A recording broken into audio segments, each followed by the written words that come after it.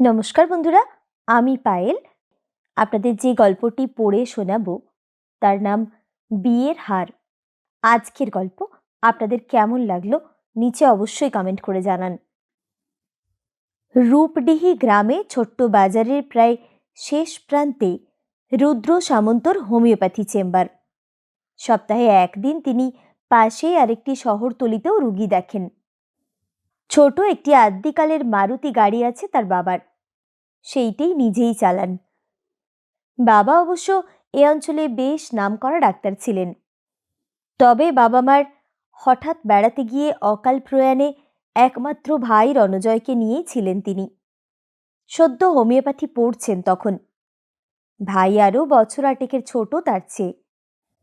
টাকা পয়সা ঘরবাড়ি সবই ছিল, তা সেই সব সামলিয়ে নিজের পড়াশোনা চালিয়ে গেছেন তিনি। শোক সামলে উঠে ভাইকেও সামলেছেন। সেই ভাইও বছর কয়েক হলো ডাক্তারি পাশ করে কিছু দূরের এক গ্রামের হাসপাতালে কাজ করছে। সংসারের দায় দায়িত্ব সামলাতে গিয়ে বিয়ে করার কথা আর ভাবেননি তিনি। তেমন আত্মীয় স্বজনও বিশেষ কেউ নেই যে বিয়ের জন্য তাকে তাগাদা দেবে। ভাই রণজয় যখন ছুটি ছাটায় বাড়ি আসে তাও একরকম। বাকি সময় চেম্বার থেকে ফিরে ভালো লাগে না তার। ইদানিং একজন সঙ্গীর প্রয়োজন অনুভব করেন বড্ড। বয়স অবশ্য মেঘে মেঘে কম হয়নি, গত মাসে 36 পুরো করেছেন।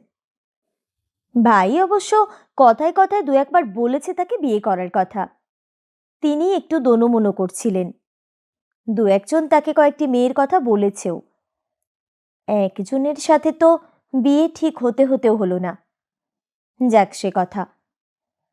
দিন তিনেক আগে শহরতলিতে চেম্বারে গিয়ে তার এক পুরনো পেশেন্ট এসে এ কথা ও কথার পর হঠাৎ তার মেয়েকে বিয়ের কথা বলে।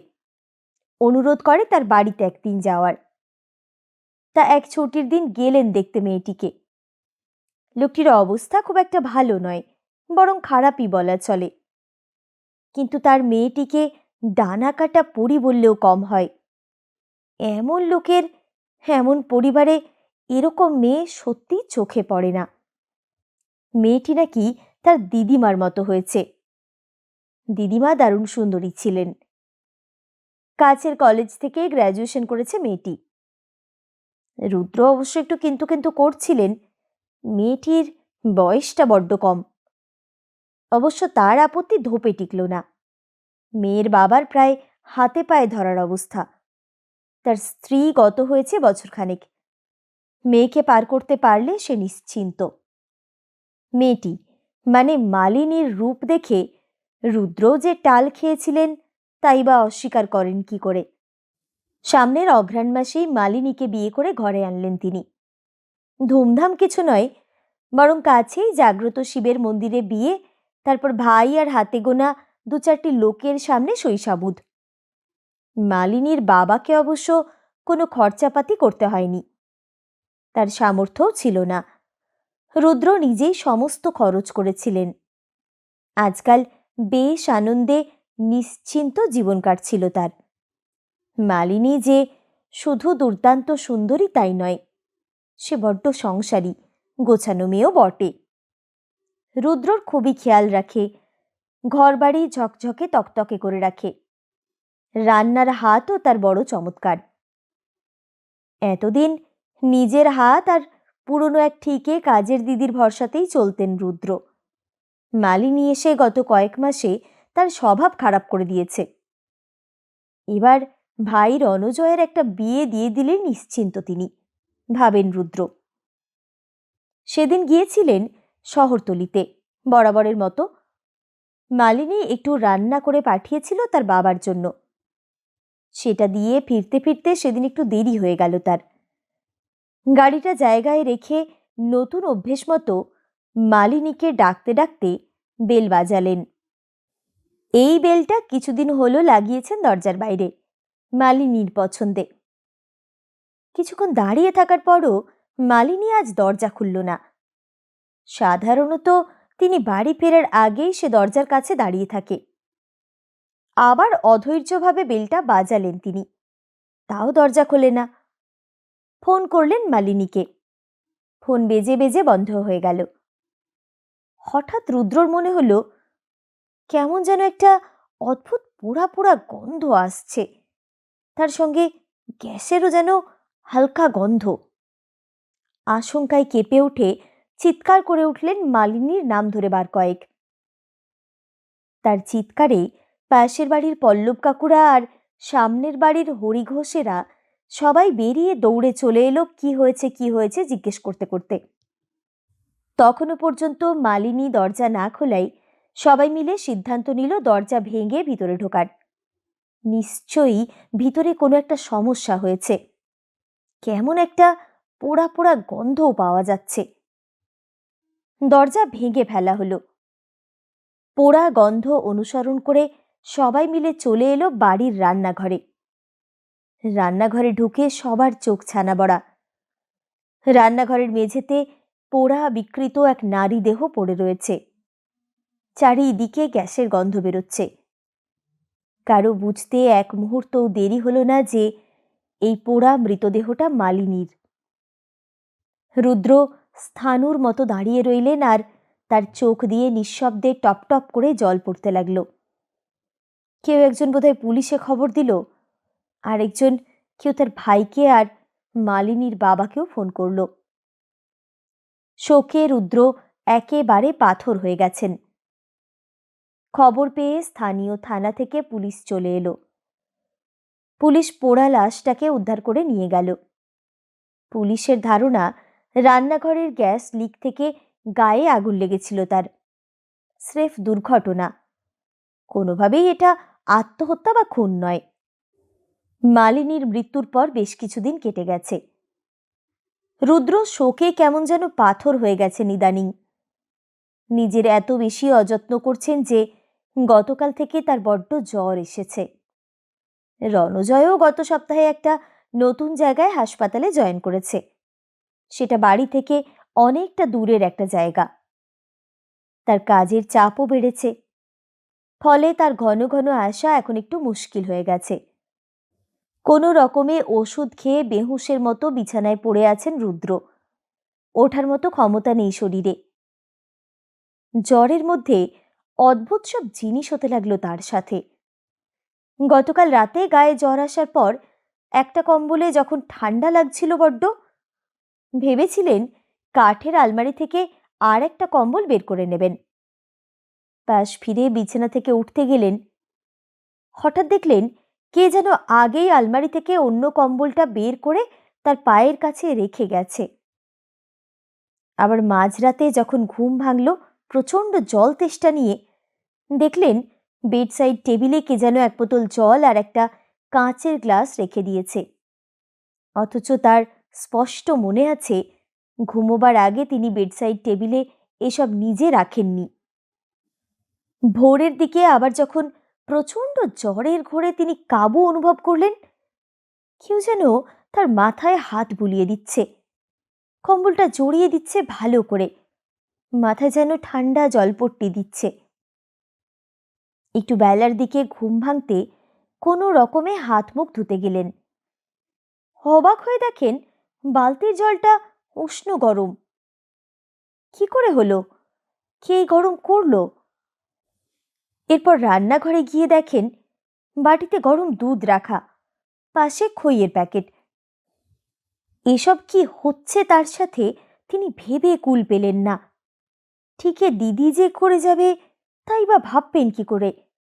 দরজা তো ভেতর থেকে বন্ধ। তাহলে কি মালিনীর আত্মা? মালিনী তাকে বড্ড বেশি যত্ন করত যে, সেই মায়ায় কি সে মায়া ভালোবাসার টানে প্রিয়জনের আত্মা নাকি ফিরে আসে কখনো কখনো? নিজেকে ধমকালেন রুদ্র। আজকের দিনের মানুষ হয়ে কি যাতা ভাবছেন তিনি। এমন সময়ে কেউ বেল বাজালো দরজায়। এই সময় আবার কে এলো? এই ভাবতে ভাবতে দরজা খুলে দেখেন থানার অফিসার দাঁড়িয়ে। তিনি সরে গিয়ে অফিসারকে ভেতরে আসতে বললেন। অফিসার ভেতরে এসে একটু কিন্তু কিন্তু করে বললেন, আপনাকে যে কি করে বলি। রুদ্র অবাক গলায় বলে উঠলেন, ভূমিকা না করে বলুন না কি হয়েছে, কোনো বিপদ আপদ ঘটল নাকি? অফিসার ছোট্ট একটা অস্বস্তির নিঃশ্বাস ফেলে বললেন, আপনার স্ত্রী মারা যাননি, বেঁচে আছেন। রুদ্র প্রচণ্ড আশ্চর্য হওয়া গলায় বলে উঠল, কি বলছেন এসব? আপনারাই তো তার পোড়া মৃতদেহ উদ্ধার করে নিয়ে গিয়েছিলেন। সেটা অন্য আরেকজনের মৃতদেহ ছিল। বিস্ময়ে হতবাক হয়ে প্রায় বুজে আসা গলায় রুদ্র কোনো মতে বললেন, সেটা অন্য আরেকজনের মৃতদেহ ছিল? মানে কার মৃতদেহ ছিল? তাহলে মালিনী কোথায়? কিছুই তো বুঝতে পারছি না। অফিসার বললেন, আপনাকে তাহলে খোলসা করেই বলি সব। আপনার স্ত্রী মালিনী এখন আপনার ছোট ভাই রণজয়ের সঙ্গে তার কোয়ার্টারে আছে। আপনার অজান্তে অনেক আগে থেকেই তাদের মধ্যে পরকীয়া চলছিল। আর আগুনে পোড়া বিকৃত যে লাশটা আমরা পাই, সেটা সদর হাসপাতালের মর্গ থেকে আনা একটা বেওয়ারিশ লাশ। রণজয় হাসপাতালের মর্গ থেকে ওই বেওয়ারিশ লাশটা জোগাড় করে এনেছিল। তার কাছে ব্যাপারটা খুব একটা কঠিনও ছিল না। তারপর সেই বেওয়ারিশ লাশটাকে এমনভাবে পুড়িয়ে রেখে গিয়েছিল যাতে সবাই মনে করে ওটা মালিনীর মৃতদেহ। মানে তারা সবার কাছে মালিনীকে মৃত প্রমাণ করতে চেয়েছিল। রুদ্র ভাষাহীন চোখে অফিসারের দিকে ফ্যালফ্যাল করে চেয়ে আছেন। অফিসার আবার বললেন, খুব খারাপ লাগছে এসব খবর আপনাকে দিতে। আপনার নিজের ভাই ও স্ত্রী অকৃতজ্ঞ বেঈমানের মতো কাজ করেছে, কিন্তু আমার ডিউটি আমাকে তো করতেই হবে বলুন। আপনার জন্য আমার খারাপই লাগছে বড্ড। আমি খোঁজ করে জেনেছি যে মেয়েটির বডি আপনার ভাই জোগাড় করেছিল সেটি এই কাছেই বোসপাড়ার অনন্ত বোসের মেয়ে দীপার। সে স্থানীয় একটা হাসপাতালে কাজ করত। কি একটা কাজে শহরে গিয়ে একটা ট্রাকের ধাক্কায় তার মৃত্যু হয়। তার বডির খোঁজ পাওয়া যাচ্ছিল না। থানায় রিপোর্ট লেখা ছিল। আপনার বাড়ির ঘটনার তদন্ত করতে গিয়ে খোঁজ পেলাম। তার বাড়িতেও নড়বড়ে বুড়ো বাপমা ছাড়া আর কেউ ছিল না বলে তাগাদা করার মতো কেউ ছিল না। যাকগে, আজ আমি চলি। কি করবেন ভেবে চিনতে যদি প্রয়োজন হয় আমাকে জানাবেন। অফিসার চলে গেলেন। রুদ্র খুব ভালো করে চেনে দীপাকে। হাজার রকম অনুভূতি আর প্রশ্নরা ঘুরে বেড়াচ্ছে রুদ্রর মাথায়। তবে কি দীপা এসেছিল তার কাছে অসুস্থ অবস্থায়? দীপা বিয়ে করেনি। সাদামাটা চেহারার দীপা তার স্কুলেই পড়ত, তার চেয়ে 2 ক্লাস নিচে। বন্ধুরা সবাই বলতো দীপা তাকে ভালোবাসে। তাকে দেখলেই দীপা বোকার মতো চেয়ে থাকে। রুদ্র অবশ্য কোনোদিনও দীপার প্রতি আকর্ষণ বোধ করেননি বা এসব কথা ভেবেও দেখেননি। মাঝে মধ্যে দীপার সঙ্গে দেখা হয়ে গেলে সামান্য হাসি বিনিময় ও 2-1টি সৌজন্যমূলক বাক্য বিনিময় হয়েছে তাদের। মালিনীকে দেখার সপ্তাহ 2 আগে দীপা এসেছিল তার কাছে। উপযাচিকা হয়ে নিজেই জানিয়েছিল তার ছোটবেলার ভালোবাসার কথা। নিজেই বিয়ের প্রস্তাব দিয়েছিল তাকে। রুদ্র তখন মনে প্রাণে একটি সঙ্গী খুঁজছেন নিঃসঙ্গ জীবনে। দীপার প্রস্তাবে মনে হয়েছিল এটাই হয়তো লেখা ছিল তার ভাগ্যে। এমনিতে অতি সাধারণ হলেও মেয়েটি তাকেই ভালোবেসেছে কৈশোর থেকে। ভালোই হবে। তিনি রাজি হয়েছিলেন। দীপা তাকে বলেছিল সে কি একটা ট্রেনিং নিতে শহরে যাবে মাস 2 জন্য, তারপর ফিরে এসে তারা বিয়ে করবে। যাওয়ার আগে দীপা রুদ্রকে জড়িয়ে ধরেছিল কয়েক মুহূর্তের জন্য। বোধহয় তিনিও। তারপর দীপার গলায় পরিয়ে দিয়েছিলেন একটা সবুজ পান্না বসানো সরু সোনার চেন, তার মায়ের, তাদের আসন্ন বিয়ের প্রতিশ্রুতি হিসেবে। এরপর আর দীপার সাথে দেখা বা কথা হয়নি তার। আর মালিনীকে দেখার পর তার জগৎ ওলটপালট হয়ে গিয়েছিল। দীপা মাঝে একবার ফোন করলেও তিনি ধরেননি। তারপর তো কয়েকটা মাস তার জীবন শুধু মালিনীময় ছিল। দীপাও কারো না কারো কাছে খবর ঠিকই পেয়ে থাকবে তার বিয়ের। সারাটা দিন অদ্ভুত ঘোরের মধ্যে কাটল তার। অনুশোচনা হতে লাগলো। এমনটাই হওয়ার ছিল তার সঙ্গে। তিনি মালিনীর রূপের মোহে দীপাকে দেওয়া কথা রাখেননি। তাকে ভুলতে একটুও সময় লাগেনি তার। এভাবেই এলোমেলো চিন্তার মধ্যে দিনটা কেটে গেল তার। জ্বরের ঘোরে রাতের দিকে তার মনে হলো কেউ একটা তার মাথার কাছে আজও বসে গায়ে মাথায় হাত বুলিয়ে দিচ্ছে। আজ আর অস্বস্তি হলো না তার। আরামে চোখ বুজলেন তিনি।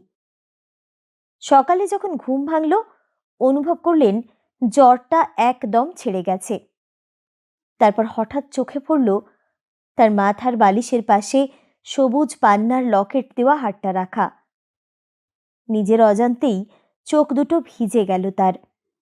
বিড়বিড় করে বলে উঠলেন রুদ্র, আমাকে ছেড়ে যেও না দীপা, ক্ষমা করে দাও আমাকে।